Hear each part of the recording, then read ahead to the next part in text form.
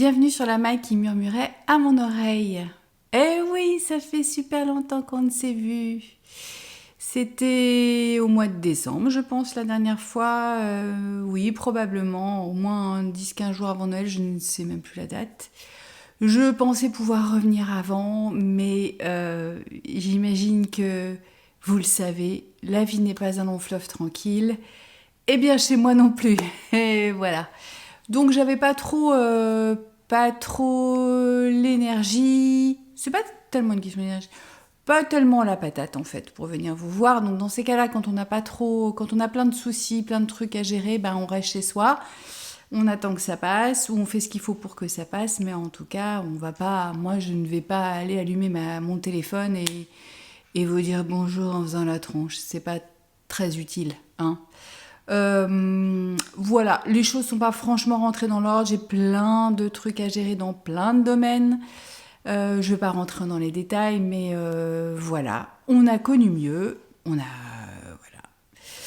D'ailleurs, nous sommes au mois de février, ce qui m'épargne le fait de vous souhaiter une bonne année, même si en vrai, je pourrais vous la souhaiter, mais d'ailleurs, moi, je crois que c'est rigolo, hein. Cette année, j'ai dû avoir 3 personnes non, j'exagère un peu, mais très peu de personnes ont osé me la souhaiter. Je pense que dans ces cas-là, quand tu as une année de les gens se disent oulala, on va peut-être pas lui souhaiter une bonne année, elle, peut-être qu'on va la. Je pense qu'il y a eu un peu de ça. En tout cas, écoutez, c'était fort bien parce que de toute façon, je suis pas très protocolaire à ce niveau-là. C'est pas un truc qui m'éclate. Donc, on nous la souhaite rien du tout. On espère que tout va bien dans le meilleur des mondes. Et si ça va pas très bien dans le meilleur des mondes, bah écoutez, on va tout faire pour que ça s'arrange. Et voilà. Petite introduction un petit peu longue pour vous dire que j'ai tricoté quelques petits trucs, pas tant que ça quand même.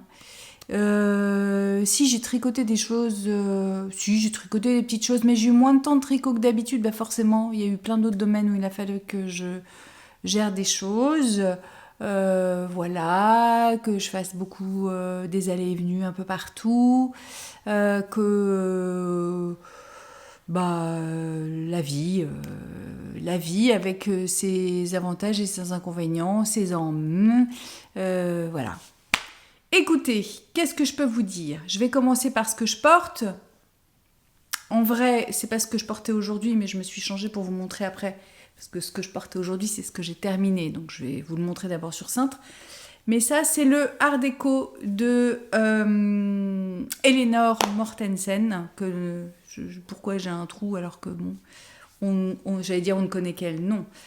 Que j'avais tricoté, c'était quand? C'était au mois de... Je crois que je l'avais commencé en décembre 2023 et je l'ai terminé le 1er février. Ah, ben c'est rigolo.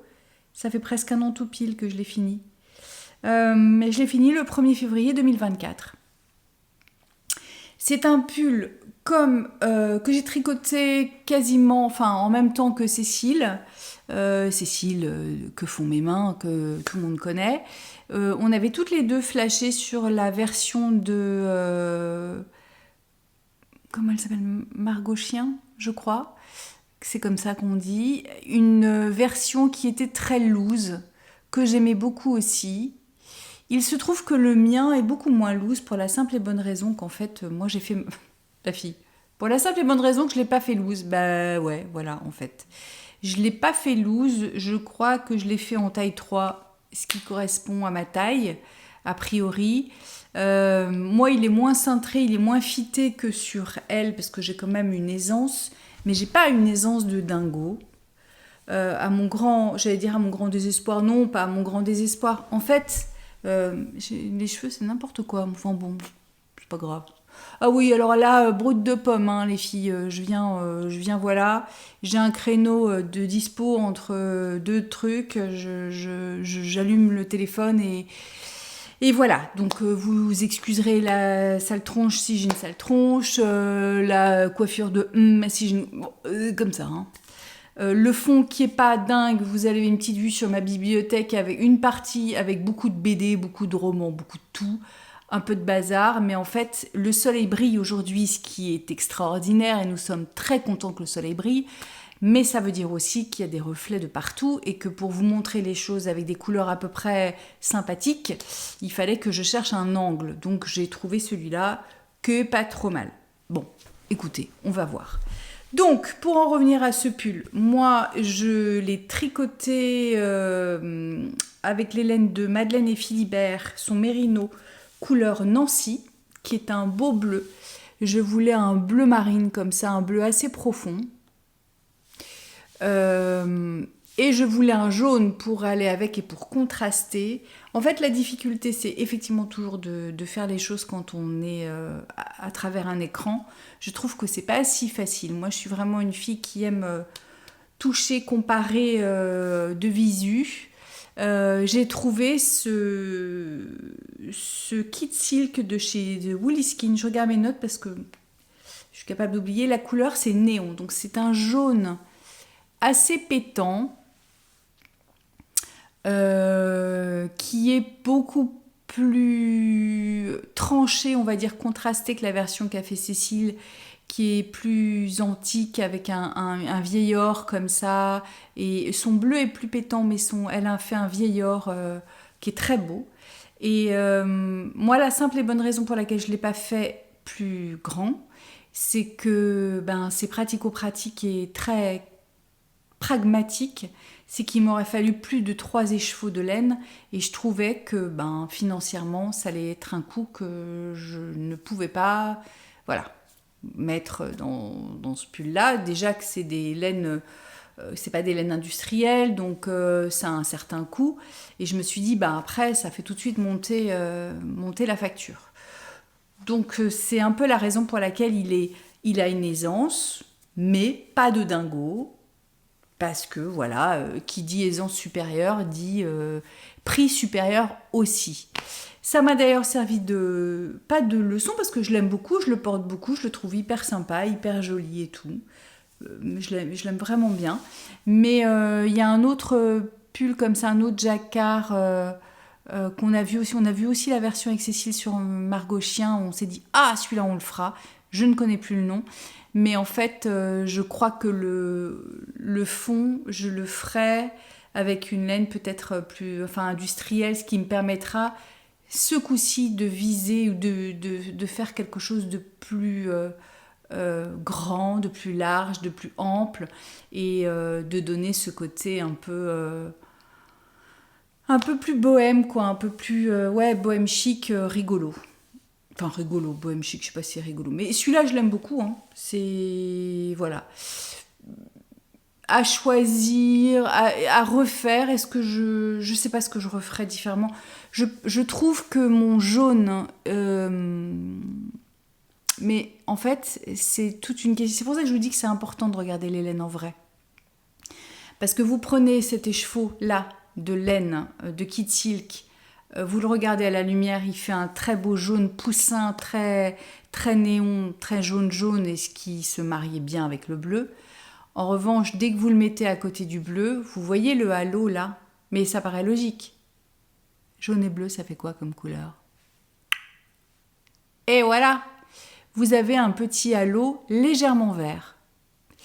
Et c'est un peu ça qui me chafouine. C'est-à-dire que effectivement, on peut pas. Peut-être que si je les ai mis côte à côte, je me serais dit c'est peut-être pas tout à fait la bonne nuance à choper pour pas que ça fasse ce petit vert qui est un vert assez. C'est un jaune vert quoi. Ça devient un peu jaune vert. On le voit là. Et c'est pas forcément ce qui me va le mieux au teint. Écoutez, c'est comme ça. Je l'aime quand même, je le trouve joli. Puis j'étais hyper contente de le faire avec Cécile, donc rien que pour ça, c'était cool.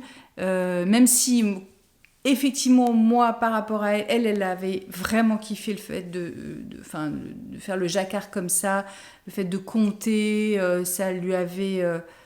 je sais qu'on en avait beaucoup discuté et ça l'avait bien aidé mentalement à se projeter sur un truc qu'il faut compter et tout. Moi, à la fin, j'ai trouvé ça un peu exigeant, j'avoue. Mais ça, c'est moi. Ça, c'est ce côté où je m'emballe pour un truc et puis au bout d'un moment, j'ai envie que ce soit terminé, quoi. Comme d'habitude, je dois pas être très patiente, en fin de compte. Mais écoutez, je le trouve très joli. Voilà ce que je pouvais dire sur ce pull. On va pas y passer 3 plombes non plus. On est déjà à 10 minutes pour avoir juste fait des présentations et raconter mon histoire de pull tricoté il y a 1 an. Voilà. Qu'est-ce que je pourrais vous... Alors j'ai pris un peu des notes, mais pas tant que ça. C'est un peu à la one again. Mais j'ai quand même quelques petits trucs pour pas oublier en fait des choses à vous montrer. Alors, nous allons commencer par cette paire de chaussettes que j'ai finie il y a un moment, mais que je gardais précieusement, puisqu'elles ne sont pas pour moi, elles sont pour mon mari. Mon cher et tendre, n'est-ce pas? Et je les ai gardées, je lui ai interdit de les porter alors qu'elles sont finies depuis des temps fous, parce que je voulais vous les montrer avant qu'elles soient déformées, abîmées, tout ça, tout ça. Enfin, faut pas exagérer quand même. Voilà, je vous les montre comme elles sont.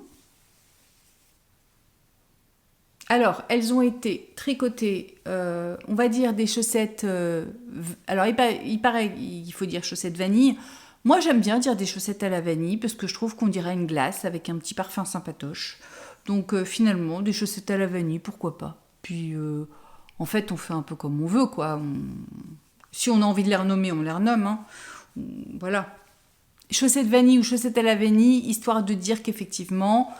on ne se prend pas le chou avec un motif ou un patron particulier, on fait des côtes. Donc moi j'ai monté 72 mailles, j'ai fait des côtes de 2 pendant je dirais à peu près 4-5 cm. Et puis ensuite j'ai déroulé la tige. Alors moi je n'ai pas un nombre de rangs particulier pour la tige. Je fais essayer à mon mari et quand il estime que c'est suffisamment haut, j'arrête et je fais le talon. Voilà. Donc là, il y avait des rayures, donc c'était plus simple pour compter pour la deuxième. Mais c'est vrai que je ne suis pas très vigilante. Il faudrait quand même que je m'amuse à compter le nombre de rangs et que je le note quelque part, histoire de savoir si je veux tricoter et qu'il n'est pas là et que je veux savoir exactement combien de rangs il faut que je fasse. Oh, il doit bien y avoir 70 rangs, un truc comme ça, je pense. Je sais pas, j'en sais rien. Donc après, j'ai fait le talon qui est toujours le même, qui est le... Fish Lip Kiss Heel, c'est ça. Je ne sais jamais si je le dis dans le bon sens. Qui est le talon que je fais tout le temps. Parce qu'en fait, je lui ai demandé s'il voulait un talon un peu plus avec talon renforcé, etc. à gousset. Et ben non, il préfère celui-ci. Donc écoutez, je m'exécute. Et puis voilà, je lui ai fait une pointure 42-43. Et puis une pointe très classique, c'est-à-dire que je diminue un rang sur 2 jusqu'à... 18 mailles sur chaque aiguille, me semble-t-il. Et ensuite, je diminue chaque rang jusqu'à avoir 8 mailles et je fais un grafting. Voilà, donc ce sont ces petites chaussettes qu'il va pouvoir porter. Donc ça, c'était un coloris, une laine du bruit des aiguilles de chez Anna. Qui était son coloris, c'était un coloris qu'elle avait fait pour le salon de la laine, les chevaux des mers, voilà, que je lui avais acheté. Et donc, c'est mon homme qui va en bénéficier. En fait, il en reste, je crois qu'il m'en reste. Je n'ai même pas vérifié combien, mais je crois qu'il m'en reste pas mal. Donc, peut-être que je pourrais faire quelque chose avec... Donc il va être content parce que je vais pouvoir lui donner. Parce qu'en fait, moi j'ai un homme qui adore porter les chaussettes tricotées main. Donc écoutez. Celles-ci, je ne les ai pas tricotées en mini circulaire. Je les ai tricotées en Magic Loop, en 2,25. Parce que je trouve que mon tricot est beaucoup plus resserré quand je tricote en Magic Loop qu'en mini circulaire. Et le mouvement, malgré les allers-retours avec le Magic Loop, je trouve que j'ai moins mal aux mains déjà et j'ai une tension plus serrée. En mini circulaire, moi, ça me crispe plus les mains, les doigts, surtout le petit doigt, parce que je ne sais pas quoi en faire, bizarrement. Et j'ai remarqué que mon tricot était plus lâche. Donc, il faudrait éventuellement, si je veux me remettre au mini circulaire, que je tente de les tricoter avec un diamètre plus petit d'aiguille, genre un numéro 2 au lieu de 2,25 et voir ce que ça donne. Peut-être que ce serait aussi la solution. Mais moi, le Magic Loop, pour l'instant... là, je m'y suis remise au Magic Loop. Il y a un moment donné où j'étais qu'en mini circulaire.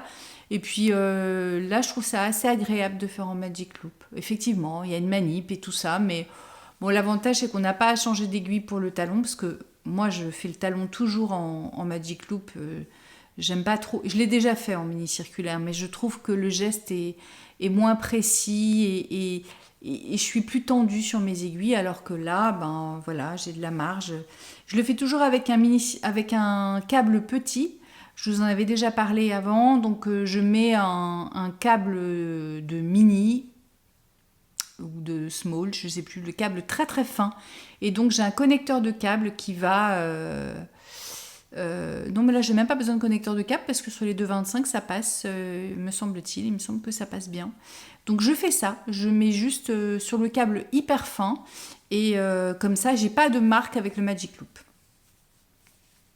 C'est ma recette pour ces chaussettes, voilà, donc il va être super content, je vais pouvoir lui donner et voilà, parce qu'elles attendent depuis, je crois qu'elles étaient faites, je lui avais fait pour Noël déjà, donc bon, il était temps que je vienne vous voir, quoi. Après, nous avons une deuxième paire de chaussettes. Oui. Oh, c'est pas possible, ces choses. Nous avons une deuxième paire de chaussettes et pas des moindres, n'est-ce pas? Puisqu'il s'agit des... Comment elles s'appellent? Les chaussettes, je dis les chaussettes cœur, mais je sais pas trop si elles ont un nom, de Charlotte Stone. Que voilà. Alors, je sais pas si vous vous souvenez, mais j'avais déjà tenté avec une laine qui change de couleur, que j'avais une pelote que j'avais achetée à la mercerie La Rochelle il y a longtemps, il y a un moment, quand on s'était fait un week-end tricot avec les copines. Et en fait, je les avais faites... Alors, ce fil est un petit peu plus épais, me semble-t-il, et mon jacquard était complètement foiré. Enfin, en tout cas, il était beau, il était joli, mais il était trop serré, et je ne passais pas le pied. Donc là, je me suis dit que j'allais faire avec la laine préconisée, à savoir de l'Arouetta, enfin préconisée, qu'elle utilise elle dans son modèle. Et comme j'avais de la Arouetta, puisqu'il me restait du rouge du pull que je vais vous montrer par la suite, et que j'avais... Alors, je dis ça, mais tout n'est pas de la Arouetta du tout, puisque cette laine-ci, le bleu, c'est de la Fabelle. Quand on n'a pas de tête, on a un ordi. Voilà. La Fabelle. Donc le bleu, c'est de la Fabelle de Drops. C'est la première fois que je la tricote. Elle est plus sèche que la Arouetta, donc un petit peu moins agréable à tricoter. Un peu, ouais. Mais pas encore portée. Donc je vous dirai à l'usage ce que j'en pense. Alors, je vais vous les enlever quand même, que je regarde mes notes. Donc, moi, j'ai fait la tige comme préconisé en 2,25. 2,25 pour le jacquard, avec des augmentations pour avoir 70 mailles. J'arrive pas à l'enlever, à chaque fois ça accroche. Vous remarquerez que moi je n'ai pas fait comme le modèle parce que théoriquement le jacquard est tout sur tout le pied. Moi je n'ai pas envie de m'embêter à faire du jacquard sur tout le pied, d'abord parce que ça ne se voit pas, donc je voyais pas l'intérêt. Je suis pas sûre que je trouverais ça très agréable au niveau du pied d'avoir du jacquard, et en plus de ça je pense que ça va tenir trop chaud. Et que moi, j'habite dans un climat plutôt tempéré puisque je suis au bord de la mer en Loire-Atlantique. Et même si ce matin on avait -1, je ne suis pas convaincue d'avoir des chaussettes en jacquard sur tout le pied, ce soit ultra nécessaire. Bon. Ceci mis à part, comme mon jacquard est encore extrêmement serré, je me suis dit que j'allais pas m'aventurer à faire un jacquard sur tout le pied. C'était peut-être pas nécessaire non plus. Donc voilà l'envers.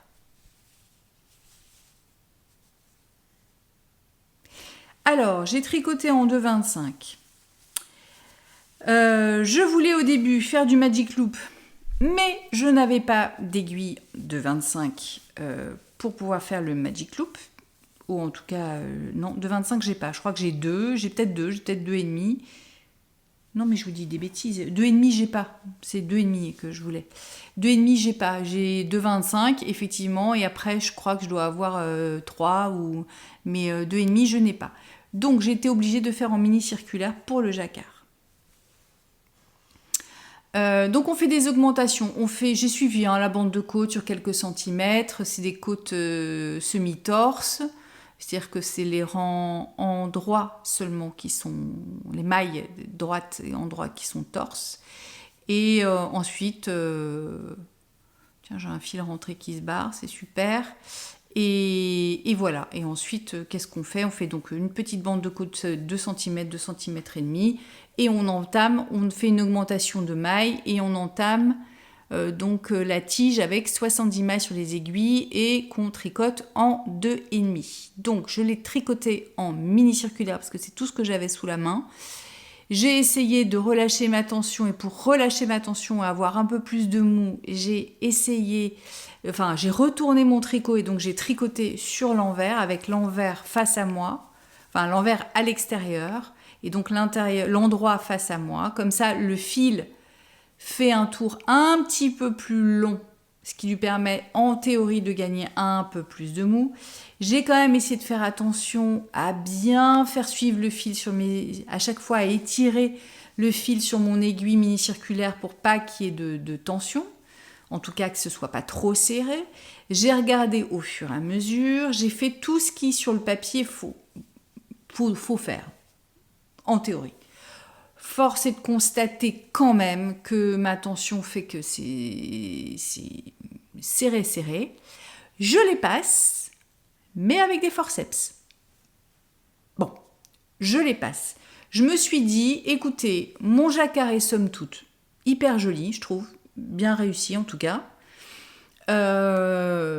Donc, c'est pas la paire de chaussettes que t'enfiles en 2 secondes. Effectivement, faut un peu y aller avec des forceps, quoi. Faut, voilà. Mais je les ai mises plusieurs fois. Je les ai pas portées encore, mais je les ai mises plusieurs fois en cours de tricot pour être sûre que je passais mon pied et pour bien étirer le fil, etc. Je les ai bloquées. Je les ai pas encore portées parce que je voulais effectivement vous les montrer. Ensuite, moi j'ai pas fait le talon préconisé, j'ai essayé et je trouvais que c'était pas joli, ça faisait des trous. Je crois que j'ai essayé le talon que je fais d'habitude et en fait je me suis rappelé que effectivement quand on fait un jacquard et qu'on veut gagner un peu d'aisance, il vaut mieux faire ce talon là renforcé à gousset. Donc ce que j'ai fait, ça faisait des temps fous, des années que j'avais pas fait de talons comme ça, donc j'ai repris un patron classique pour ça. Je sais. Voilà, c'est la recette Balouisette que j'avais, qui est un patron gratuit et donc qui explique très bien comment on fait ce talon. Donc j'ai fait ce talon là. Alors, avant de faire ce talon-ci, parce qu'il fallait que je retombe sur ma base de 64 mailles alors que j'en avais 70, je suis allée sur le petit site, c'est worldknits.com, me semble-t-il, où vous avez une espèce de machine à calculer qui vous dit, c'est en anglais mais c'est très compréhensible, qui vous dit voilà, vous marquez par exemple pour faire des diminutions, vous avez 70 mailles, je veux avoir 64 mailles, elle vous donne la formule qui va vous permettre de répartir les diminutions tout le long du rang. Donc c'est ce que j'ai fait. J'avais noté ma petite phrase, donc il fallait que, là-dessus je peux vous le dire, je tricote 5 mailles et ensuite il fallait que je répète Cut together, que je fasse 10 mailles, etc., etc. Bon, bref, ça n'a pas vraiment d'intérêt pour vous, mais sachez que cet outil permet d'avoir un rang de diminution, de pouvoir calculer la façon égale et pratique de mettre vos diminutions sur un rang. Ça peut être également vos augmentations. En tout cas, quand vous avez un patron comme ça, parce que elle ne préconise pas dans son patron des diminutions tout de suite, puisqu'on continue en jacquard. Donc je pense que l'idée, c'est de garder les 70 mètres jusqu'à la fin, ou peut-être qu'à la pointe, elle fait des diminutions, je ne sais pas, puisque je n'ai pas suivi exactement. En tout cas, moi, je suis retombée à 64 mailles, j'ai fait mon talon selon la recette de Balouisette, et puis j'ai déroulé mon pied pour un 39, et j'ai fait ma pointe, comme pour les chaussettes précédentes, hop, avec un grafting à la fin, et voilà. Donc comme c'était une recette un peu approximative, on va dire que j'ai pris des notes pour être sûre de faire la deuxième de la même façon. Et puis voilà. Et puis me voilà avec ma première paire de chaussettes en jacquard. Plutôt réussie, écoutez, je suis contente. Voilà. Est-ce que je réessayerai du jacquard? Probablement oui. Pour cela, je pense quand même que je vais m'acheter, il faudrait que je m'achète une paire d'aiguilles en 2,5 pour pouvoir faire le Magic Loop parce que je pense que je serai peut-être plus détendue des mains et que ce sera peut-être plus simple pour moi de prendre le temps. Parce que déjà, je vous ai dit que j'étais plus crispée sur mes mini-circulaires. Je vous ai dit aussi que je tricotais plus lâche, mais avec le jacquard, je ne suis pas sûre que ce soit si vrai que ça. D'autant que comme les mailles sont plus resserrées sur une mini-circulaire, à mon avis, quand même, ça resserre plus la tension que quand on fait en Magic Loop et qu'on peut bien détendre les mailles sur son aiguille.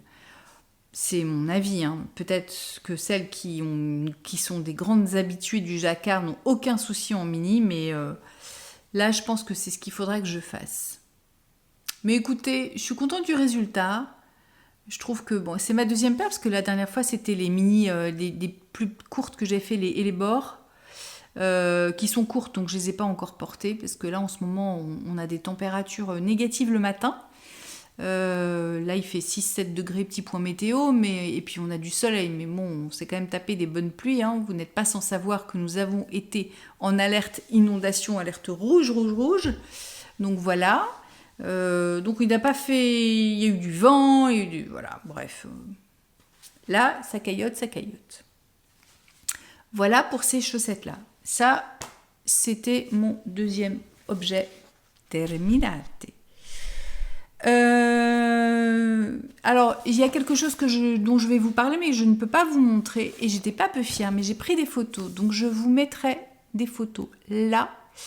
Mon fils Oscar est revenu à Noël avec le pull qui était le zipper sweater light de Petite Knit que je lui avais fait avec de la Peer Gynt il y a un an et demi peut-être, un an, je sais plus exactement. Et il me dit maman, je sais pas comment ça s'est fait, il avait un trou sur l'épaule, mais plutôt derrière.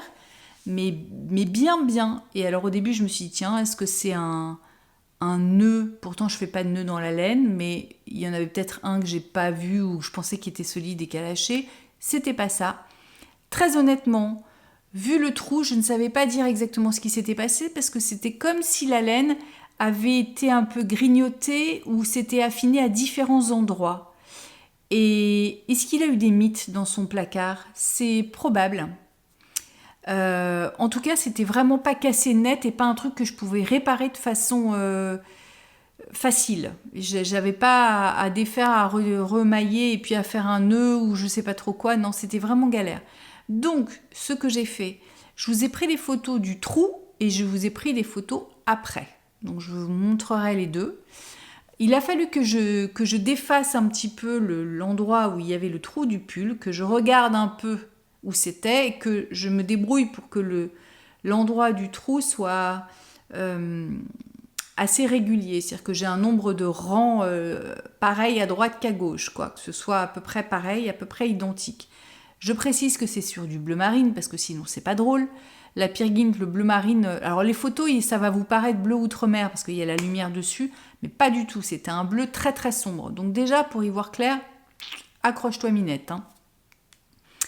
Et là, j'ai fait appel à mes tricopines. Je leur ai demandé si elles avaient un tuto, quelque chose à me conseiller en tout cas pour réparer ou si elles avaient un savoir particulier.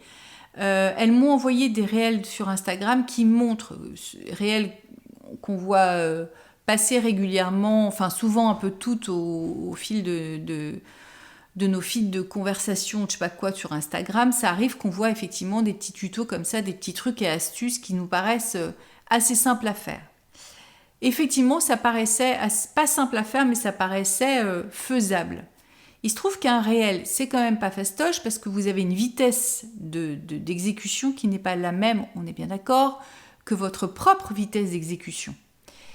Et il faut bien le dire, moi, autant je sais à peu près lire dans mon tricot, au bout d'un moment quand même, autant je sais réparer des petits trucs un peu comme ça, mais je ne saurais pas forcément comprendre la mécanique de la maille. C'est-à-dire que je ne sais pas dire, ah ben là, quand vous avez un truc qui est démaillé, j'ai du mal à vous dire, il faut que ton fil il passe là, à droite, puis à gauche, puis il passe dans le V là, et puis qu'il repasse là, et puis machin. Le trajet du fil pour qu'il forme une maille en jersey, je ne sais pas forcément le voir, ou en tout cas le refaire. Donc, j'ai essayé de trouver un moyen de ralentir le réel qui est passé par une espèce de logiciel de montage. C'est mon fils qui était là, pour que je puisse faire des arrêts toutes les demi-secondes. À savoir, attendez, là elle passe le fil, là. Ah, là l'aiguille, là. Ah, ok. J'ai essayé, j'ai réessayé, etc.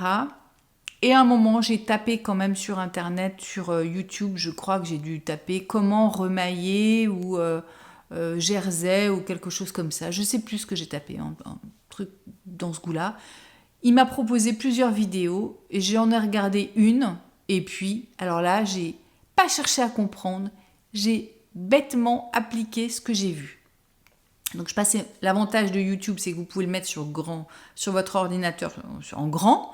Donc déjà, vous voyez mieux. J'avais une lampe comme ça. J'ai essayé de passer un truc sous mon pull pour essayer de voir un peu où j'en étais. Et je me suis appliquée à faire exactement, à prendre des repères comme sur la vidéo et à faire tant bien que mal ce que la vidéo me montrait. C'est vraiment de l'application pure et dure. Écoutez, ça a plutôt pas mal fonctionné. Donc, vous avez vu la photo, je vous la mettrai là. Après, c'était pas complètement plan. Le tricot réparé, je trouve que franchement, ça fait bien la blague. C'est pas complètement plan parce que tous les petits bouts de laine que j'ai détricotés derrière, j'ai pas osé les couper à ras. Parce que même si j'ai rattrapé des choses et tout, je me suis dit, on sait jamais. Quand je le laverai, ça va peut-être se feutrer et au contraire s'imbriquer les brins les uns les autres et donc ça va se lisser un peu. Mais je ne voulais pas prendre le risque de couper dans les fibres qui étaient déjà abîmées derrière, de peur de faire pire que mieux. Donc j'ai laissé comme ça. Il est reparti avec, hyper content. Je suis passée pour une magicienne. Ah, ça va, cool quand même. Franchement, ça m'a pris... Je ne sais pas combien d'heures, je pense qu'entre le moment où j'ai regardé des vidéos, où j'ai cherché, où j'ai essayé, parce que si vous cherchez des choses et des réels et des trucs, en fait, elle fait une trame avec une espèce de fil contrastant. Donc moi, j'ai carrément pris du fil de boucher, très fin, vous savez, le fil à rôti, blanc, pour faire une trame comme ça dans mes mailles. Et à travers cette trame-là qui fait comme des V, vous passez votre aiguille dans les mailles, au-dessus, en dessous, etc. Et vous faites des allers-retours. Bon, j'ai fait un truc comme ça. Après, vous découpez votre fil, bien sûr, votre trame. Je pense que j'ai facilement entre 2 et 4 heures de réparation.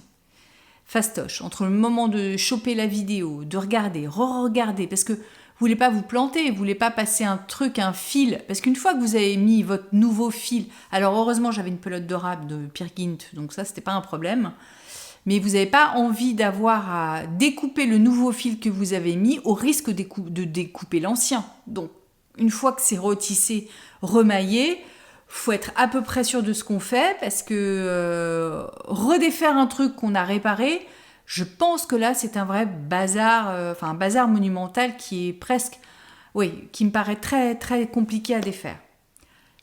Bon, voilà, je suis plutôt fière de moi. C'est un truc que je n'avais jamais fait, très honnêtement. Le rattrapage du tricot comme ça, autant, une maille qui se barre, on prend un fil, on essaie de la coincer, ça va à peu près. Mais sur autant de rangs, je devais bien avoir sur 4 ans. Parce que j'avais des faits, c'est ça, sur 4 ans environ. C'était pas simple. 4-5 ans, c'était pas simple. Mais voilà. À refaire, non. Mais bon, écoutez, en tout cas, c'est faisable. Qu'est-ce que je voulais... Ah oui, un objet que j'ai terminé, mais que je ne peux pas vous montrer, mais j'en ai un autre qui est le mien. C'est l'Osloat. Mon fils, mon petit dernier qui est à cheval et qui passe sa vie à cheval, vu qu'on se les pèle et qu'il est en stage toute la journée, là, il m'a dit, maman, quand il a vu mon Oslo hat, il en voulait un. Donc, je me suis exécutée, n'est-ce pas? Sachant que moi, le patron, à l'époque où je l'ai acheté, je crois qu'il y avait que... Il y avait pas tant de taille que ça, parce que j'ai reçu un mail il n'y a pas longtemps. Je ne sais pas pourquoi il est arrivé il n'y a pas longtemps, en disant... Parce que moi, je ne l'avais pas acheté le patron sur Ravelry, je l'avais acheté directement sur le site de Petite Knit. Et j'ai reçu un mail en disant nouveau ou rectification du patron. Et j'ai l'impression que maintenant, il présente beaucoup plus de taille, à savoir enfant, junior, femme, S, M, L, homme, alors que le patron que moi j'avais, il y avait genre adulte, S, M, L, quoi, point barre. Maintenant, il fait le distinguo entre femme et homme déjà. Et ce qui fait que moi, la taille M pour mon tour de tête typique, je crois que c'était S ou M. Le premier, ça devait être un M parce qu'il englobait tout. Je sais plus. En tout cas, il est grand. C'est-à-dire qu'il était grand. Moi, si je le faisais comme indiqué dans le patron, j'avais vraiment de la place là, du trop de mou. Je sais parce que j'en avais déjà fait un il y a très longtemps. Et je le portais jamais parce qu'il y avait trop de mou. Donc là, j'ai fait la même chose pour lui que pour moi, à savoir que j'ai suivi le patron au début, mais pas à la fin. En fait, moi je l'avais tricoté en Arouetta. Non, celui-là pas en Arouetta, en Yavol de Langue. Et lui, je l'ai fait en Mérino de chez Katia. Il voulait un bonnet noir. Je n'avais pas de laine noire. J'allais pas commander exprès sur internet pour avoir des frais de port, machin, juste pour 3 pelotes. Donc, parce qu'en fait, oui, c'est ça. Si c'est de la laine fine, faut doubler le fil. Donc moi, en Yavol, c'était 3 pelotes en doublant le fil et il m'en reste. Il m'en reste à chaque fois. Donc là, j'ai fait pareil avec la Mérino, j'ai pris 3 pelotes, je crois, enfin, j'ai fait l'équivalent du grammage que j'ai acheté, la Mérino, pure Mérinos de chez Katia, que j'ai trouvé à la mercerie à côté de chez moi, voilà, chez Diffuse Laine à Pornic. Et donc, je me suis exécutée, à savoir que j'ai suivi exactement tout le début jusqu'à la moitié de couronne de la tête. Et ce que je fais, c'est que je lui demande d'enfiler le bonnet et je regarde à partir de quel moment il faut que je commence les diminutions.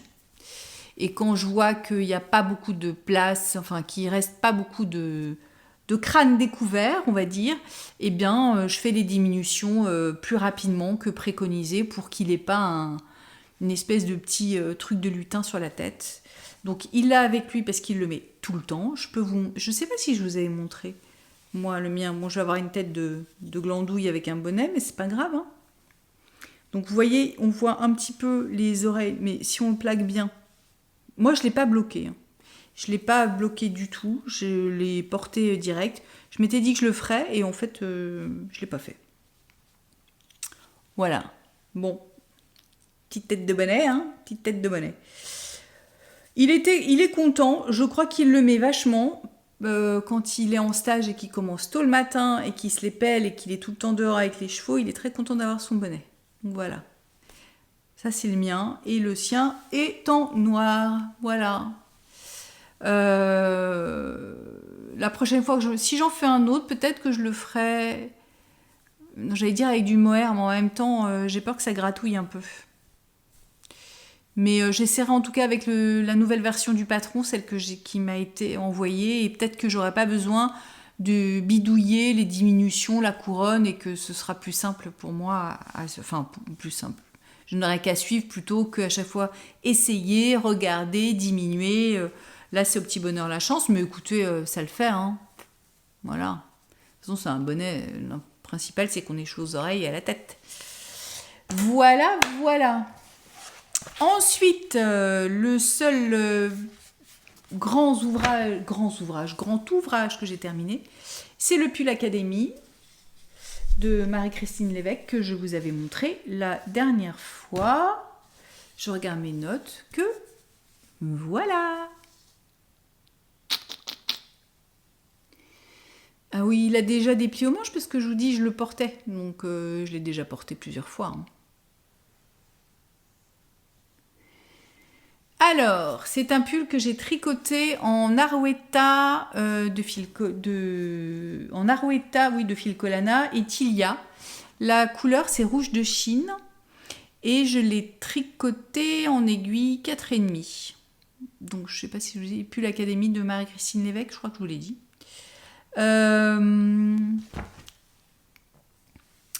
Alors, la construction est super sympa, c'est-à-dire qu'on commence par le dos. On fait le dos là comme ça, il me semble. Ensuite, on fait des diminutions avec ces petites mailles qui sont semi-torse, me semble-t-il. On fait ça de chaque côté, tac, tac, tac, tac, tac. Ensuite, on vient reprendre les mailles, hop, d'un côté pour faire un demi-devant, puis de l'autre côté pour faire un demi-devant. En même temps, on forme l'encolure comme ceci, et au bout d'un moment, quand on arrive à suffisamment de longueur, on vient joindre en rond et on déroule le corps. Voilà. Ensuite, on relève des mailles à l'endroit des manches, n'est-ce pas, ici, et voilà. Je sais plus, mais je crois qu'il y a des diminutions sur les bras, probablement. Et ensuite, on vient faire donc les côtes des poignets du bas du corps. Hop. Voilà. Et de l'encolure sont en côte torse, enfin semi-torse. Ce qui donne un côté hyper féminin et hyper joli au pull. Voilà. Je vais vous l'essayer. Je reviens. Et voilà. Voilà ce que ça donne.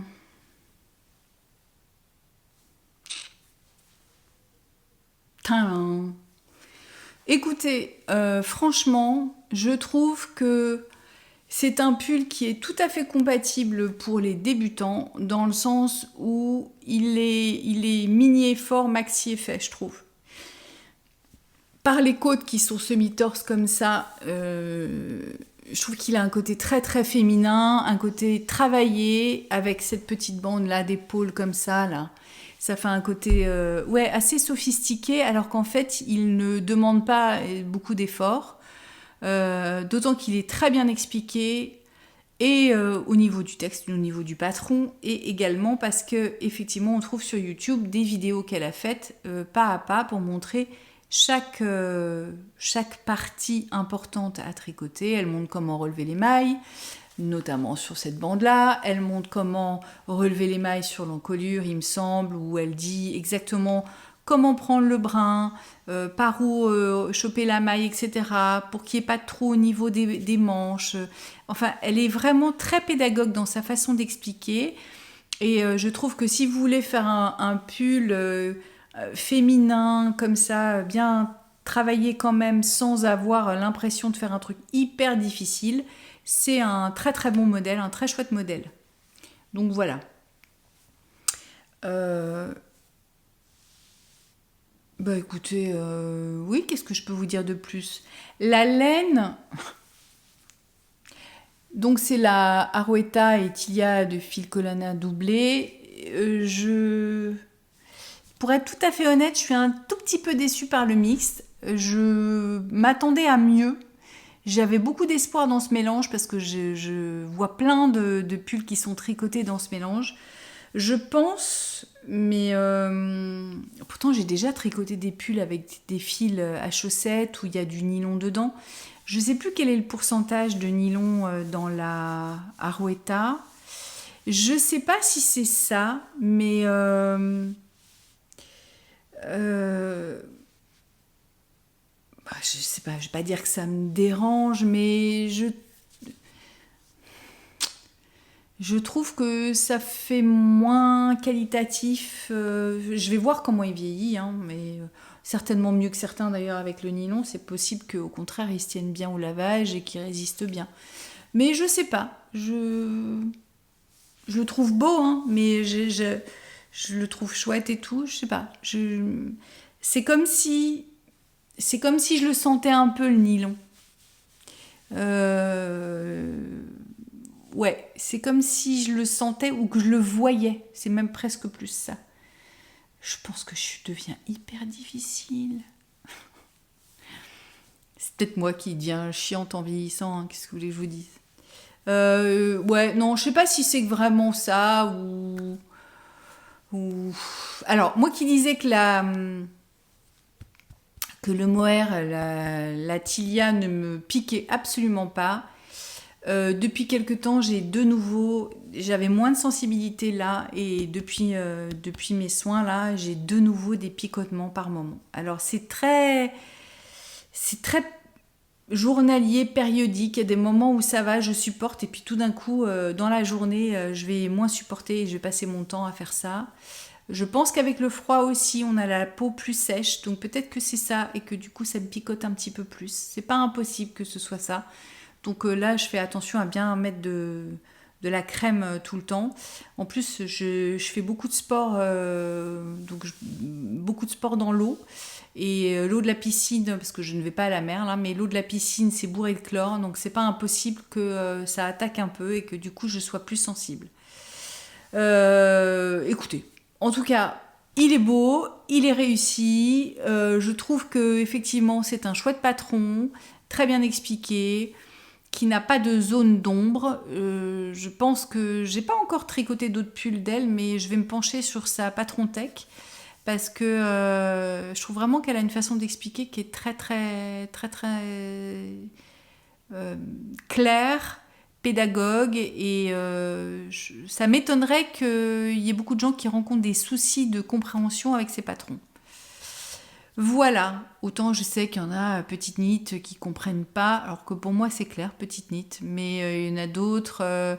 Voilà, on a tout un langage tricotesque qui est différent, mais là je trouve qu'entre les vidéos, les explications, le pas à pas, elle est vraiment ouais, très, très claire. Donc n'hésitez pas, si jamais... je sais qu'on est très nombreuses à avoir tricoté son pull parce que il fait vraiment partie des basiques qu'on a envie d'avoir dans sa garde-robe, le petit col V comme ça, ni trop profond, ni trop peu, il est vraiment sympa quoi. C'est pas impossible un jour que je m'en fasse dans une autre laine et dans une autre couleur. Voilà. Pour l'instant, c'est pas d'actualité, mais écoutez, peut-être qu'un de ces quatre, je m'en ferai un autre. Maintenant, nous allons passer aux encours, qui sont au nombre de 2. J'en ai pas énormément. Alors, j'avais dans mes tiroirs qui sont, voilà, de la laine qui m'avait été offerte par ma chère Annick, qui est de la pure laine faux ply de chez Rowan. Voilà l'étiquette que vous voyez à l'envers, qui est de la laine noire. Ça vous sert à rien que je vous dise la référence parce que je crois que cette laine est discontinuée. Et donc elle en avait plein de pelotes et elle me les a envoyées en me demandant si ça m'intéressait d'avoir de la laine noire. Alors moi qui redoutais toujours de tricoter du noir parce que effectivement faut... Bon voilà, hein, c'est un peu exigeant le noir. Et que je tricote plus facilement du bleu marine que du noir, mais je m'étais dit, écoute, du noir, franchement, je trouverai toujours quelque chose à en faire. Ça me paraît être une évidence. Et effectivement, j'avais besoin d'un gilet noir. Je retardais le truc de tricoter un gilet noir parce que d'une part, pour les yeux, tout ça, c'est un peu exigeant. C'est pas ce qu'on a forcément envie tout le temps de tricoter, mais en même temps, c'est ce dont on a besoin. Donc, est-ce que c'est le tricot c'est pas le tricot où vous allez vous éclater dans les couleurs et dans le jacquard, on est bien d'accord. Mais en même temps, c'est un tricot que vous allez porter. Et là, j'avais besoin du tricot utile, typiquement. Donc, j'ai cherché le patron qui me semblait bien en termes de design et tout ça. Et je suis tombée sur le Eva Cardigan de Petite Nit. Et oui. Et que je trouve... très chouette. Donc je vous mettrai une photo là. Et voici où j'en suis. Alors, je le tricote avec un double fil. Je ne voulais pas, toujours pour les mêmes raisons, commander sur internet parce que frais de port, blablabli, blablabla, et que j'avais pas forcément envie de payer des frais de port. Et aussi l'autre raison, c'est que je me serais naturellement tournée vers la Drops, la Kid Silk de chez Drops, mais son noir de souvenir, pour l'avoir déjà commandé, n'est pas vraiment noir. Le noir de la Kid Silk, il a des fils blancs. Et je ne voulais pas de ça. Je voulais un noir, un vrai noir. Je suis tombée dans ma mercerie locale, toujours la même, diffuse laine, sur du noir de chez Rico Design. Je n'avais jamais tricoté le mohair, la Kid Silk de Rico Design, qui n'est pas... Enfin, là c'est marrant parce que comme elle est déjà bien entamée, la pelote, elle est moins douce que quand elle est neuve. C'est rigolo d'ailleurs. Est-ce que c'est une question d'enroulage, de bobinage, je sais pas. Elle n'est pas plus piquante que ça, elle n'est pas d'une douceur incroyable, mais je me suis dit que ça ferait la blague. C'est un mohair qui est évidemment plus cher que la Kid Silk de Drop, mais qui est imbattable, hein, mais qui n'est pas non plus, qui fait pas partie des plus chers. Donc, et surtout, elle était là. Donc quand on a ça sous la main, en mercerie locale, c'est quand même ce qu'il y a de mieux. Enfin, c'est super pratique. Voilà où j'en suis. Donc j'ai quand même pas mal avancé. Alors, le montage que j'ai déjà oublié, puis j'avais dit que je vérifierais, mais je n'ai pas vérifié du tout. Je trouve que voilà, les lignes d'épaule est assez jolie. On fait des augmentations de part et d'autre. En fait, tout le début est assez exigeant quand même, parce enfin exigeant, oui, ça, faut être un petit peu concentré un peu à ce qu'on fait, mais on a des marqueurs pour nous aider, mais on fait des augmentations raglant, des augmentations d'épaule, des augmentations pour former le col V. Donc il y a tout un endroit tout un moment où effectivement il faut pas se tromper parce que il y a certains, mais c'est super bien expliqué. Si on suit rang par rang et qu'on compte ses rangs, moi je fais ça sur Knit Companion, donc je peux ticker, compter mes rangs et je sais exactement où j'en suis. Alors sur Knit Companion, moi je prends la version gratuite, vous avez le patron sur votre écran et de l'autre côté, vous avez une façon de compter. Et vous pouvez compter sur plusieurs rangs d'affilée. Donc moi, ce que je fais, c'est que je sais que la première augmentation, si on sait que c'est raglant, en fait, ça va être raglant. Deuxième, voilà, en fait, par ordre d'arrivée, je compte mes rangs sur le côté par ordre... oui, je sais pas comment vous expliquer mieux que ça, mais raglant, encolure, épaule, non, plutôt raglant, épaule, encolure, voilà, chose comme ça. Et donc, je me plante pas, et quand je sais que j'ai tout fait mes rangs, que j'ai 4 augmentations, et je sais que j'ai fait 3 fois les augmentations, voilà, j'en suis à 3. Ah si j'en ai 3 que sur les 4, ça veut dire que j'ai pas fait la dernière augmentation, et j'en suis là dans ma série de rangs et d'augmentations. Donc, je fais comme ça, je m'en mêle pas les pinceaux, en règle générale, ça fonctionne bien. Donc, voilà, et ça me permet de pas faire d'erreur. En plus de ça, Petite Knit dit quand même assez régulièrement, pas non plus tous les 3 rangs, mais elle dit voilà, vous devriez avoir tant de mailles sur vos aiguilles, et elle dispatche bien entre les mailles pour les épaules, les mailles pour le dos, les mailles pour l'encolure, etc., etc. Donc on s'en sort. Écoutez, donc la construction, enfin en tout cas le dessin de l'épaule est pas mal grâce aux augmentations qu'on fait de part et d'autre. Paf paf. On a quand même une comme ça. Ensuite, on met des mailles en attente et on vient dérouler le corps. Donc là, je suis en train, comme vous pouvez le constater, de tricoter ma première manche. Donc le corps, on a un certain nombre de centimètres qui nous est donné. Et on a une très large bande de côtes, des côtes de 2. Des côtes de 2 qui sont, la bande elle est de 9 cm, donc on a un paquet de côtes quand même. Mais finalement, ça se fait plutôt bien. Je m'attendais à en avoir marre plutôt que ça, mais comme on diminue de taille d'aiguille, en fait, ça glisse mieux. Enfin, je sais pas, ça se passe bien. Pour le rabat, moi, j'ai fait un rabat tout simple, c'est-à-dire que je tricotais mes mailles comme elles se présentaient. Et j'ai fait un rabat classique, c'est-à-dire qu'on tricote une maille, on passe la première maille sur la deuxième. Ça fait une espèce de petite tresse comme ça, mais que je trouve plutôt jolie. Et parce que moi j'ai tendance à serrer aussi mes rabats, ce que j'ai fait, c'est que j'ai augmenté d'une taille d'aiguille. Donc je crois que le pull se tricote en 4. Les côtes se tricotent en 3,5, me semble-t-il.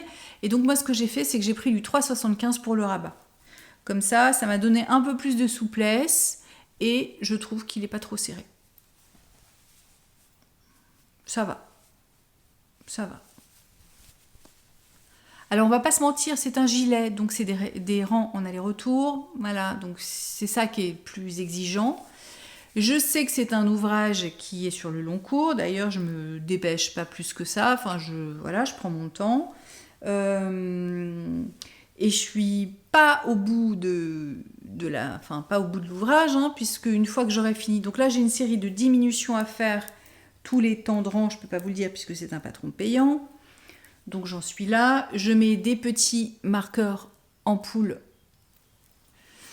pour pouvoir voir quand est-ce que j'ai fait mes diminutions. Et donc, marqueur ampoule pour marquer chaque diminution. Petit contre-rang. Voilà. Et je crois que c'était de chez Mademoiselle Pluche, de souvenir. Et une fois que j'aurai fait mes manches, j'aurai donc l'une puis deux, parce que nous avons 2 bras, enfin voilà. Il va falloir que je relève toutes les mailles et que je fasse une bande d'encolure tout le long. Et ça, je pense que ça va être bien relou. Mais ce que j'ai aimé dans ce gilet, c'est que justement, il a des larges bandes de côtes en bas, aux manches. Et là, je pense qu'elles sont peut-être un peu moins larges, mais je trouve qu'il a un côté pas petit gilet étriqué. Je voulais un gilet un peu qui se pose comme ça. Voilà, moi j'aime bien quand il y a des larges bandes comme ça.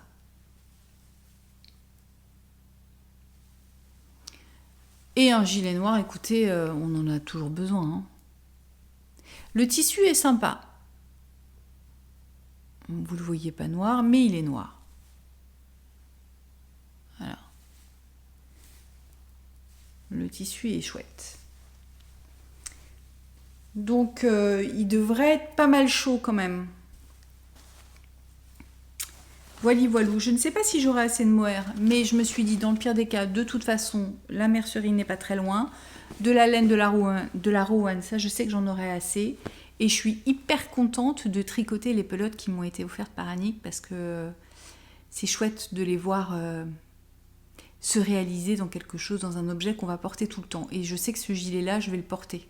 C'est sûr et certain. Autant on se dit, ouais, faut faire un gilet noir, bon, c'est pas ce qu'on a forcément envie de faire tout de suite. Mais c'est le truc qu'on...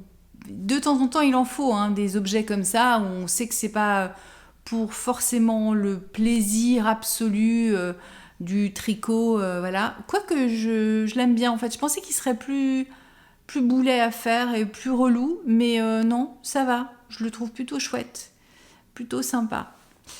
Peut-être parce qu'il se tricote en 4 et que ça va aussi, c'est pas non plus trop petit, mais en tout cas, ça se passe bien.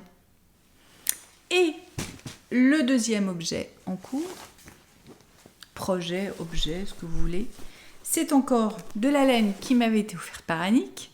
Ah oui, dis donc, c'est la Sainte Annick. Elle m'avait offert, quand j'étais allée dans le sud à Montpellier, pardon pour le bruit, elle m'avait offert de la laine. Alors, je vous montre. De la Willow and Lark Woodland Tweed with a Twist. C'est un mix d'alpaga, de mérino et de viscose. Il y a 50% de laine, 25% d'alpaga et 25% de viscose. Une espèce de beige clair comme ça avec, avec du tweed, comme son nom l'indique. Donc il y a des petits tweeds jaunes, bruns, beige, enfin caramel, brun plus foncé et jaune. Je crois que c'est surtout ça. J'ai pas l'impression que vous voyez le jaune, mais si, un peu. Et donc ça, j'en avais 4 pelotes, 5 pelotes, je crois. Oui, j'en avais 5 pelotes. Et à côté de ça, il y avait la même laine, mais avec plein de coloris différents.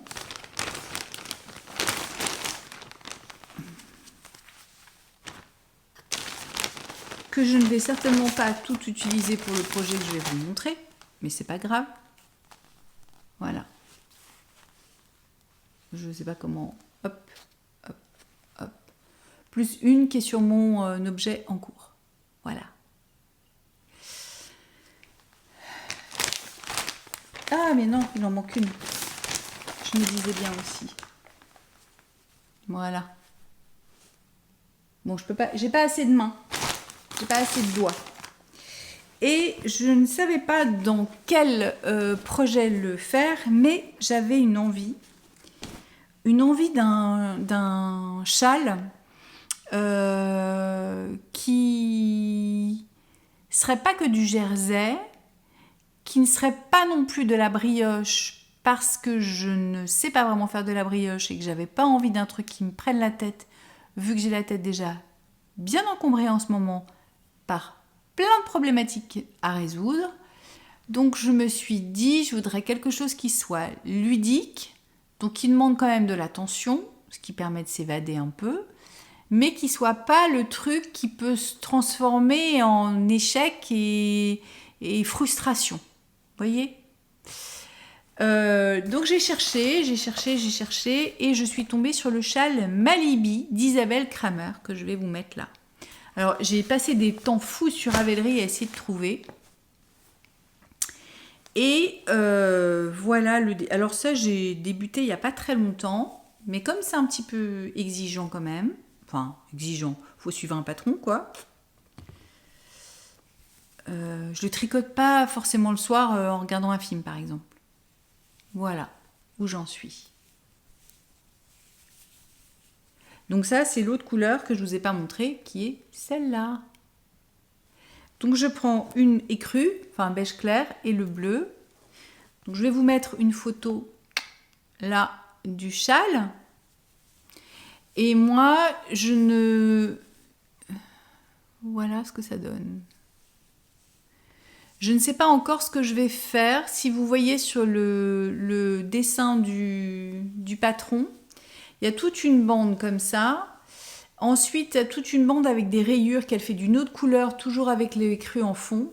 Et moi, c'est là que je pense, c'est au niveau des rayures que je vais m'amuser avec les autres couleurs. Peut-être que je vais agrandir la partie de rayures et m'amuser à mixer, par exemple, des choses comme ça dans les rayures pour que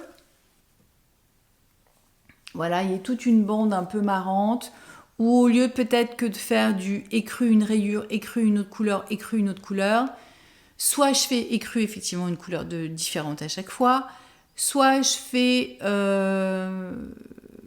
des couleurs blocs, color bloc sans écru et je repasse au écru après. Mais c'est pas dit que ce soit joli. Je réfléchis à voix haute, hein, vous vous en rendez compte ? Alors, je vais évidemment pas pouvoir toutes les mettre, ça c'est sûr, mais potentiellement plutôt celle-là, parce que les autres me paraissent un peu trop claires. Lesquelles, je ne sais pas. De toute façon, un rose, un prune, un violet, un jaune, ça peut être aussi tranché avec celui-ci. C'est possible que je mette celle-là. Ces quatre-là. Ça, c'est pas impossible du tout.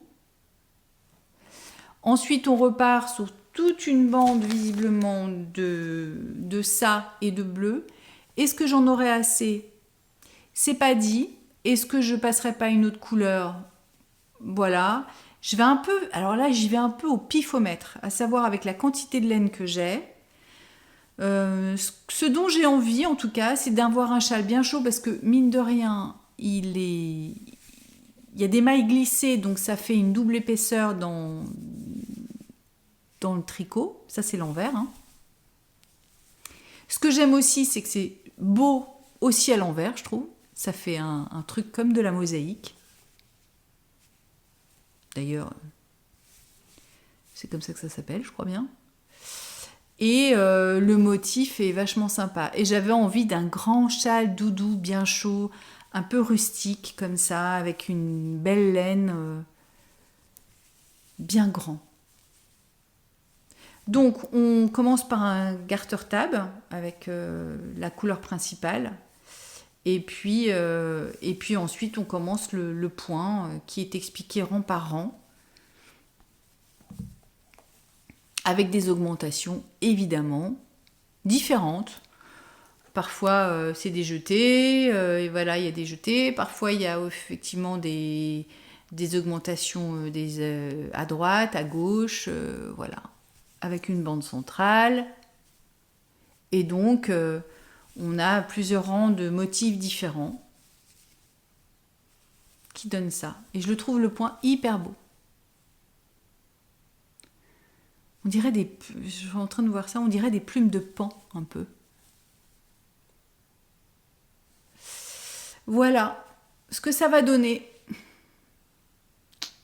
Sympa, hein? Bon, je crois que je suis à peu près à la moitié du nombre de rangs que je dois faire comme ça avant d'attaquer les rayures. Sachant que comme il y a des augmentations, ben forcément chaque rang va être de plus en plus long à faire. Alors comme mes aiguilles Chiagou étaient déjà prises par le gilet que je vous ai montré, j'ai pris mes aiguilles en bois. Écoutez, très bien. Voilà ce que j'ai en ce moment sur mes aiguilles. Et je découvre que j'ai des aiguilles à tricoter les chaussettes, celles que je cherchais partout. Elles sont là. Ah ben les voilà pour faire du Magic Loop avec le câble tout fin. Ah ben super Lila, bravo, bravo. Ah oui, en fait, toutes mes aiguilles à chaussettes là-dedans. Voilà les objets en cours, enfin les choses que j'avais à vous montrer. Est-ce que j'ai des projets après le gilet? Le gilet va me prendre encore un peu de temps et comme vous l'avez vu, j'ai pas tant de temps de tricot que ça en ce moment. Donc je sais pas ce que je ferai après. Est-ce que je me relance dans un jacquard? Est-ce que je me relance dans un truc avec de la couleur certainement? Je ne vais pas acheter de laine, il faut que je tricote ce que j'ai, donc j'ai un petit peu de stock, j'avais déjà des projets. Alors moi j'achète de laine pour des projets en règle générale, sauf un cadeau comme ça où j'ai pas de projet, mais sinon chaque achat correspond à un projet, qui peut après changer, évoluer, ou qui peut devenir urgent ou moins urgent, en fonction de mon humeur, ma disponibilité d'esprit, de ce que j'ai envie de porter aussi. Voilà, donc, mais là, c'est sûr que moi, je n'achète rien. J'aimerais bien finir mon excavation blanket qui est toujours en stand-by, mais pour la simple et bonne raison que je n'ai pas assez de laine écrue.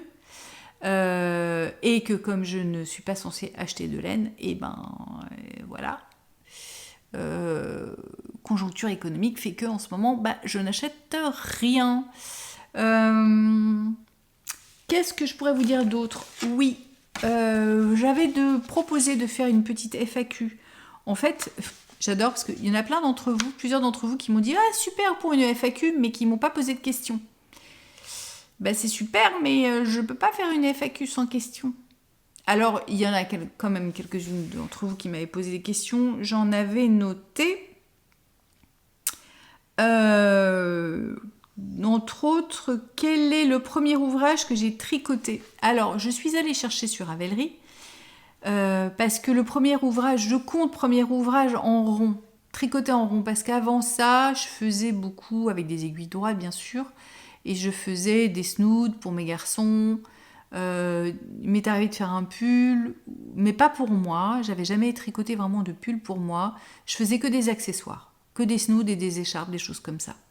Avec, vous savez, les laines autorayantes Katia, pas autorayantes, mais des laines qui changent de couleur, des dégradés de couleur et tout ça.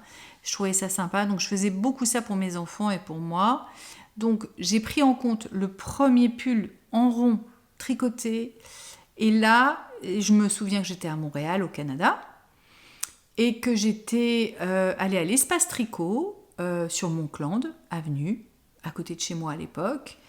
Et j'avais regardé un modèle et on avait convenu avec la jeune femme qui travaillait là-bas. J'ai retrouvé sur Ravelry que c'était le Arvingen de Pia Erno. Arvingen, je ne sais pas si ça se dit comme ça. Je vous mettrai une photo là. Et ce qui est génial quand vous achetez sur Ravelry, c'est que j'ai vu que je l'avais acheté en octobre 2018. Donc, on peut dire ce qui répond aussi à une autre question qui était depuis combien de temps je tricote. Alors, moi je compte en rond, tricote donc des snoods et des choses depuis très longtemps. Mais en rond et mon premier pull, c'était en octobre 2018. Voilà. Pour être tout à fait honnête, je ne sais pas si j'ai toujours ce pull. Je l'avais tricoté, il se tricotait en 7, je crois. Donc je l'avais tricoté en très grosse laine qui était rustique, comme ça, un beau rouge, pour ne pas changer. Mais je ne sais pas si je ne l'ai pas donné ou pas. Ce pull était pas mal, mais je l'avais assez peu mis parce que j'adorais la forme. Mais si vous le voyez dans l'image, en fait, il avait des manches un peu chauve-souris comme ça. Ce qui faisait qu'au Canada, vous n'êtes pas sans savoir qu'on a froid et que vous mettez des manteaux qui sont souvent pas très larges au niveau des bras et qui sont... L'idée d'avoir un manteau, c'est pas qu'il soit avec beaucoup d'espace pour pas que l'air s'engouffre. Donc vous avez des manches plutôt relativement fitées, enfin normalement fitées, et que du coup quand vous mettez un pull avec des manches chauve-souris, ça passe pas. C'est pas ce qu'il y a de plus confortable du tout. Ou alors le pull il vous remonte là. Je pense que c'est un pull que je mettais à la maison mais que je ne mettais pas pour sortir. Et ici il serait beaucoup trop chaud en fin de compte. Donc c'est un truc, je sais pas si... Il faudrait que je regarde dans mes affaires parce que je sais que je fais des changements d'affaires hiver-été et il y a des vêtements comme ça que je laisse un peu en stand-by parce que j'hésite. Moi, je fais souvent des razzias de choses que je vais donner. Je donne beaucoup. Quand je mets pas, je donne. Et je sais pas s'il est allé dans la boîte à dons ou pas, ou si je l'ai gardé par sentimentalisme. Je sais pas. En tout cas, ça c'était le premier pull que j'ai vraiment fait et en rond. On m'a demandé aussi combien de temps je consacrais à mon loisir. Alors là, j'ai envie de dire que ça dépend, ça dépasse.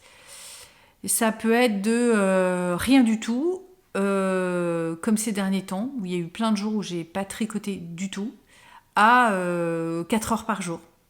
Parce que je vais tricoter un peu le matin, et puis un peu entre midi et 2, et puis un peu le soir, et puis voilà. Ça peut être ça. Mais ça peut être que dalle. Donc... En ce moment, je tricote pas tant que ça. J'ai pas mal de trucs à faire et j'ai une vie qui est un peu chamboulée, donc voilà. Et je suis pas de celle qui amène mes tricots. Par exemple, si on va voir des amis ou si... ouais, non, je vais pas amener mon tricot. Puis je peux pas... Voilà, il y a des choses, on fait des choix dans la vie, on peut pas toujours tout faire, quoi. Donc en ce moment, pas trop de tricot.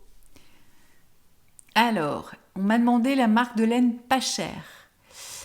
Alors, en dehors de la Drops, qui quand même, rapport qualité-prix, est super bien, on va dire qu'elle est imbattable, mais celle-ci, je pense que tout le monde la connaît un peu.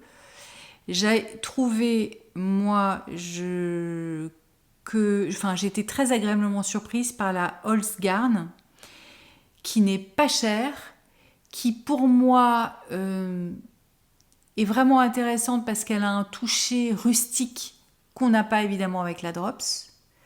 Donc ça se rapproche un peu d'une laine de teinturière, d'une laine un peu rustique de teinturière, hein, pas toutes les laines de teinturière bien sûr. Donc je trouve que ça c'est hyper intéressant. Et surtout, vous avez une gamme de coloris qui est énorme. Donc je trouve ça très très intéressant. Après, ce que j'aimerais tenter, parce que moi j'ai tricoté, je vous avais montré le Zaza d'Amélie Design en Holzgarn, j'aimerais tenter cette même laine qui est très fine, qui a beau gonfler mais qui reste très fine, doublée d'un fil mohair, d'une kid silk par exemple. La difficulté serait de trouver le mohair qui serait d'une couleur approchante, parce qu'évidemment, on a beaucoup moins de choix chez Drops que chez Holzgarn. Mais, à mon avis, on aurait encore un autre rendu qui, je pense, pourrait être super intéressant et d'une grande qualité. Donc ça, c'est quelque chose qu'éventuellement, j'aimerais bien tenter. Ce qui est dommage, c'est qu'effectivement, on ne peut pas tester. Enfin, en visu, quoi.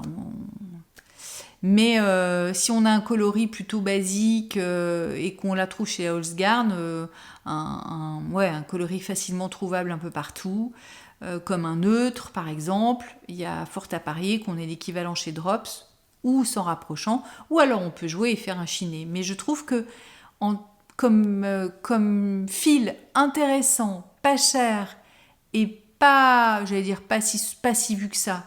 Oui, si, pas si vu que ça, avec des coloris qui sont assez raffinés, pas trop basico-basique, quoi. Parce que souvent, les laines pas chères, le truc, c'est qu'on n'a pas une gamme de coloris extensible et qu'on peut se retrouver avec un peu la même couleur que...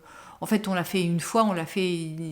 Bon, on a toutes des zones de confort au niveau des coloris. Et je trouve ça sympa d'avoir des petites nuances. Et la Holzgarn présente quand même beaucoup de variations, je trouve, par gamme de bleu, par gamme de vert, par gamme, etc. etc. Donc, pour moi, ça me paraît être une laine pas chère, intéressante. Bon. J'en ai pas à 50 000 non plus. La Arouetta, mais elle n'est pas si peu chère que ça en termes de rapport qualité-prix. La Holzgarn, l'avantage, c'est que c'est de la laine, quoi. Il n'y a pas de souvenirs, il n'y a pas de polyamide, de polyester, de choses comme ça dedans. Donc c'est quand même bien. Ensuite, il y a une question qui m'a fait rire. Il y a quelqu'un qui m'a dit qu'elle trouvait des similitudes entre moi et Karine de la Miss Knitter quand on parlait, notre façon de parler, et elle me demandait de faire la liste des points communs avec Karine. C'est drôle. C'est drôle parce que Karine me fait penser à une amie d'enfance à moi. Elle a la même diction qu'une amie d'enfance qui m'est très chère. Et Karine, on en a discuté d'ailleurs l'autre fois parce on se fait des visios de temps en temps. Et je réfléchissais et je me disais que je pense quand même que le grand point commun qu'on a avec Karine, c'est l'amour des mots. Elle, c'est une prof dans la vie, prof de français et agrégée, donc elle adore lire, elle adore les mots, elle adore les bouquins, elle adore la littérature. Et moi, j'ai une formation au départ de comédienne, donc une formation plutôt littéraire, où je me suis fait fadé beaucoup de lectures. Mais bon, j'ai beaucoup lu à une époque et je continue, mais plutôt enfin, j'en parle pas sur la chaîne de mes lectures, pas particulièrement. Mais je pense que c'est ça, l'amour des mots, du verbe au sens générique du terme, de la diction. Parce que forcément, quand on est professeur, il faut transmettre un message avec une diction particulière pour que le message passe. Et je pense que c'est ça qui nous rejoindrait. En dehors de plein d'autres trucs qu'on a sans doute en commun. Voilà. L'amour de la laine aussi. On a testé, on n'a pas exactement le même shampoing. On a fait la liste, hein, mais voilà, je pense que ce serait... Non, je dis le même shampoing parce que c'était une blagounette de la personne qui m'avait posé la question. Voilà pour les petites questions que j'ai reçues. On a peut-être d'autres, mais je ne suis pas allée voir, à vrai dire, sous mes dernières vidéos depuis un moment. Je pense que cette vidéo va être un petit peu longuette et un peu décousue. Ah si, je pause et je reviens. Me revoilà.